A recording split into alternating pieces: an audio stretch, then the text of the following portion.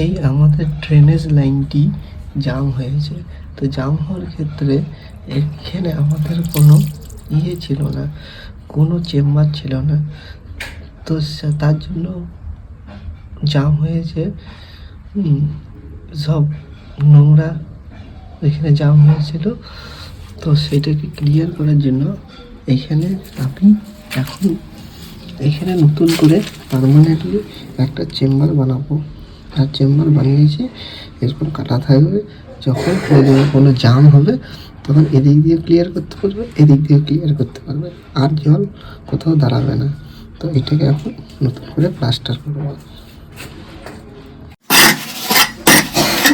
আমাদের মেন চেম্বারটা এই তো কাজ হলো,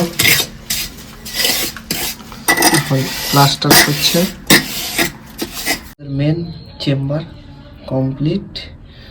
এখন উপরে ঢাকাটা বানানো হচ্ছে। এখন আর কোনো প্রবলেম নেই। এখন কোনো নোংরা হলে, পাইপ জাম হলে পরে যেদিকে খুশি এইদিকেও ঢুকলে পরিষ্কার হয়ে যাবে, এদিকে ঢুকলেও পরিষ্কার হয়ে যাবে, একদম ক্লিয়ার। ড্রেনেজের মেন চেম্বার কমপ্লিট।